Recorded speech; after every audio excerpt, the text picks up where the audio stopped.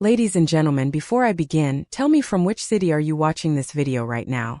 Drop it in the comments below because I promise this story is one that will leave you breathless. It all started with a quiet evening, a hotel room, and a moment I never saw coming. Let me take you back to that night. The hum of the hotel air conditioner was steady, almost soothing, as I slipped off my shoes and lowered myself onto the edge of the bed. It had been a long drive. Daniel insisted he take the wheel the entire way, claiming I needed to relax. He always had that gentle tone with me, that soft-spoken confidence that had grown over the years into something grounding. We were traveling to a family reunion, the first one since his father passed. Daniel, my son, had stayed so strong, holding everyone else together. But I could see it behind his eyes in the way he sometimes fell silent, staring out windows as if hoping the past would materialize and speak to him. He missed his father deeply, though he rarely said a word about it. I booked us 2 rooms at the inn, but due to an error, they only had one left when we arrived. I hesitated at first. Daniel and I hadn't shared a room since he was a boy, but the lady at the front desk assured us the room was spacious with 2 beds. It seemed harmless enough. We laughed about it as we rode the elevator up. I teased him, better not snore too loud. And he grinned in that sheepish boyish way that still lived in him despite his 38 years. When we entered, the room was warm with golden tones and soft lamplight. The beds were on opposite sides with a large mirror stretching across the wall behind the vanity. I caught my reflection and instinctively straightened my blouse. I don't know why. I wasn't trying to impress anyone. Just have it, I guess. Daniel tossed his backpack onto the far bed and pulled off his jacket. I noticed how he'd grown into himself over the years. Taller, broader in the shoulders, but still moved with that quiet grace. "You hungry?" he asked, surveying. I smiled. We ordered room service, steak and potatoes for him, a salmon plate for me. We talked while we waited, mostly about nothing, the news, the reunion. He asked about my health, my blood pressure, always so attentive, always watching me. The food came. We ate on our beds, watching something forgettable on the small flat screen. I don't remember what movie it was. I only remember the way he looked at me when I laughed at something he said. Not just a son looking at his mother. Something gentler, deeper, curious. I didn't say anything. Maybe I imagined it. By the time we finished eating, it was nearly 10. I stood and stretched, arching my back, and I caught a glimpse of myself in the mirror again. My blouse had ridden up slightly, revealing a bit of my midsection. I tubbed it back down casually, thinking nothing of it. But when I turned, I caught Daniel's eyes lingering. Not on the TV, not on his plate. On me. I paused, uncertain. "What?" I asked lightly, trying to make a joke of it. He blinked, startled. "Oh, nothing. Just thinking. You look really happy tonight. It's nice to see you like that." I nodded slowly. "It's just nice being with you." He smiled, but something behind it trembled. I sat back on my bed, folding my legs under me. "You okay?" I asked, tilting my head slightly. He nodded too quickly. "Yeah, just this trip. Stirring things up. Memories. Stuff I thought I buried." I reached across the space between our beds and touched his arm gently. "You don't have to carry it all alone, Dan." He looked down at my hand and placed his over it. The room felt still, like the air had thickened with something unsaid. "I know," he whispered. "Sometimes I just don't know where to put it." We sat like that for a moment, the flickering TV casting soft light over the room. Then he pulled his hand away gently and stood. "I'm going to take a shower," he said, his voice tight. I nodded, watching him disappear into the bathroom. I heard the water run. I stayed seated, heart beating faster than it should have. Maybe I was just tired. Or maybe something in me was waking up that I hadn't felt in a long time. When the water stopped, I stood and went to the vanity to wipe away my makeup. The mirror loomed in front of me, and as I leaned in with a cotton pad, I saw the door behind me crack open slightly, and I saw him reflected in the mirror, not stepping out fully, just enough to see me. He thought I couldn't see him, but I did. I didn't move. I didn't speak. There was something in the air between us, invisible but thick. Years of boundaries, of unspoken rules, of family roles and emotional walls. But in that instant something shifted, not shattered, just shifted. He turned away before I said anything, retreating fully into the bathroom. I finished wiping my face, hands trembling slightly, not out of fear, but of realization. There was something neither of us had spoken aloud, but we both felt that glance. It wasn't shameful. It wasn't angry.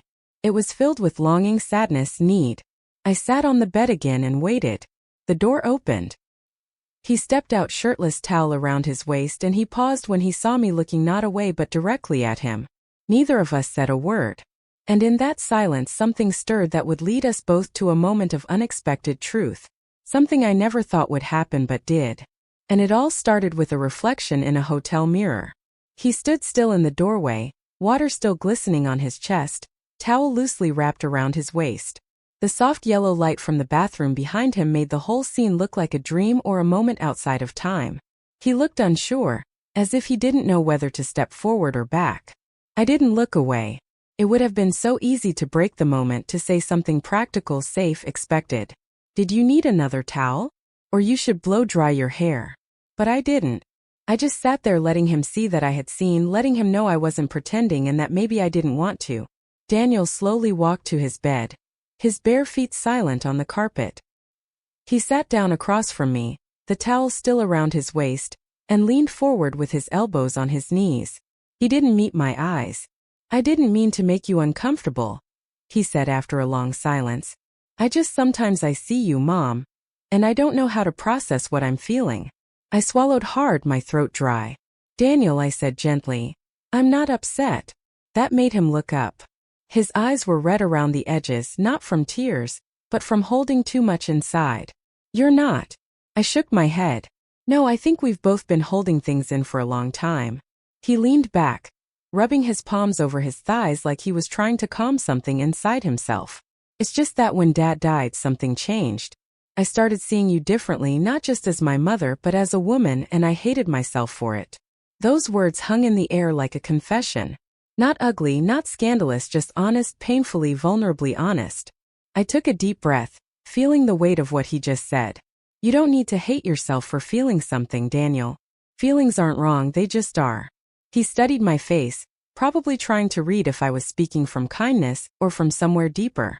I wasn't even sure myself, he continued, voice softer now. It's not just about tonight. There have been moments like when we were in the kitchen last Thanksgiving and you reached over me to grab a bowl, or when we danced at Aunt Marcy's wedding. I felt something and didn't know what to do with it. I remembered those moments. I remembered the way his hand lingered on my lower back during that dance. I remembered how my breath caught when our eyes locked. I crossed my arms over my chest, partly from nerves, partly from instinct. Daniel, I'm your mother, and I love you more than I can put into words. But tonight feels like more than just old memories and shared grief. He nodded slowly. It does. We sat in the silence again. A thick kind of silence, as if the walls of the room had shifted to allow this conversation. I keep thinking, he said, about how lonely you must feel sometimes, especially at night, and how no one sees how beautiful you still are. I felt that like a pulse, my fingers twitched in my lap. You see me? I always have, he replied. The honesty in his voice touched something buried deep in me.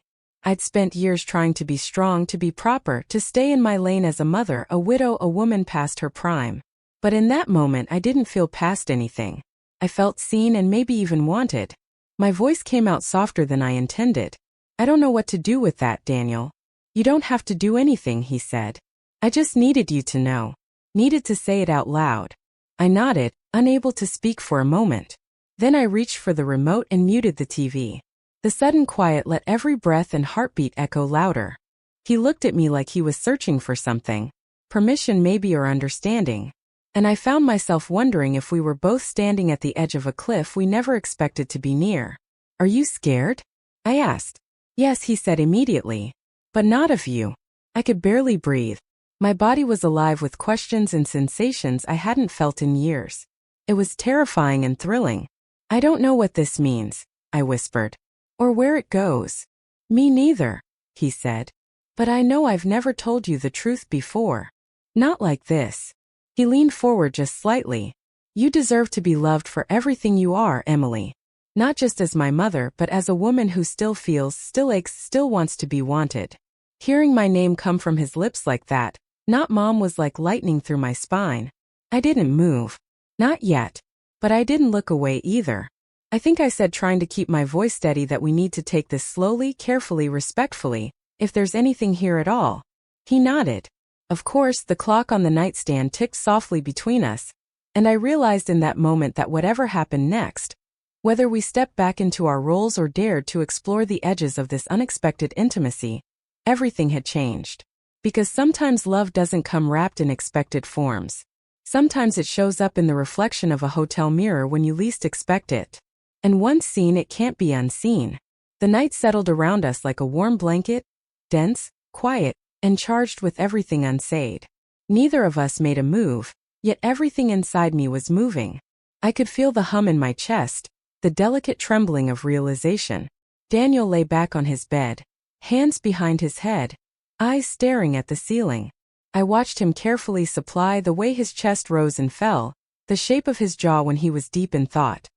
He looked older than I remembered, not the boy I raised, but not quite a stranger either. Somewhere in between, a man shaped by loss, by longing, by quiet battles I hadn't seen until now. I lay back too, my head sinking into the pillows. My body was tired, but my mind wouldn't rest.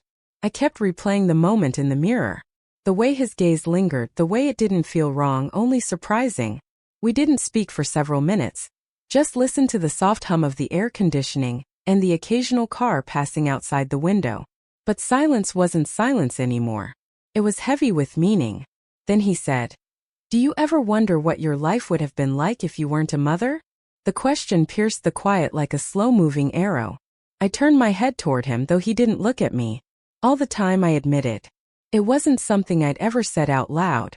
It felt like betrayal to even think it, but I had. I'd wondered who Emily might have been. Not mom, not wife, but just me. "I don't regret being your mother," I said. "But sometimes I do wonder about the other lives I might have lived, the chances I didn't take." He finally turned his head. "Do you think this is one of them?" I exhaled slowly, eyes on the ceiling now. It feels like a doorway to something I never thought about before. Something I didn't even know I wanted or could want. There was a long pause before he said, "I don't want to hurt you or confuse you, but there's something about tonight. It feels honest and rare. Like we're not wearing the usual masks." I sat up, pulling my knees to my chest. We've both been living through roles for so long. I think we forgot how to just be. He sat up too. The towel had fallen to rest low on his hips, but he didn't reach for clothes or cover up. He just looked at me deeply, steadily. "You're beautiful, Mom." The way he said it didn't sound childish or flattering. It was reverent, soft, almost sacred. I swallowed. "Daniel, I know," he said. "I know how this sounds. I know what the world would say. But none of that changes what I see. Who you are to me. Not just the mother who made pancakes and took care of scraped knees, but this woman right here. Complex, gorgeous, lonely." I closed my eyes for a moment. Those last words clung to my chest. He saw through me in a way that no one had in years. "I didn't know he felt all that," I said, voice barely above a whisper. I didn't know how to say it until now. We sat there inches apart, still on separate beds, but the emotional space between us was gone. He reached for my hand again, and this time I didn't hesitate. I let him take it. His palm was warm, steady. "I keep thinking about how we got here," I said. "One room by mistake. One moment in a mirror and suddenly the whole world shifts." "Maybe it wasn't a mistake," he said. The word settled in me, not as a threat, but as a possibility. I stood and walked toward the vanity again, facing the mirror that started it all. My reflection looked back, softer now, eyes a little wet, mouth slightly parted like I was about to speak, but hadn't yet found the words. Daniel came to stand behind me. Not too close, just enough that I could feel his presence, his warmth. He didn't touch me, but I could see him in the mirror. The way he looked at me with a gentleness that wasn't lustful or invasive, just full of emotion. "This isn't about the physical," I said. "Not just that. I know. It's about being seen." After so long of not being seen, he nodded, eyes still on mine in the mirror. "Exactly." Then without thinking I reached back just slightly, and my fingers brushed his. He stepped forward slowly until his chest was just behind my shoulder, our hands still touching. The mirror showed us both two people suspended in a moment of fragile tentative connection, not driven by impulse, but by a kind of emotional gravity. "Do you want me to go back to bed?" he asked, voice low. I turned to him. My chest was tight, my heart loud. But my mind was calm, like something deeper had already answered before I could. No, I said. I want to sit with you. Just be with you. So we did.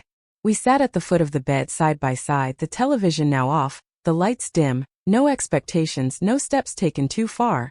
Just closeness, real unfiltered closeness.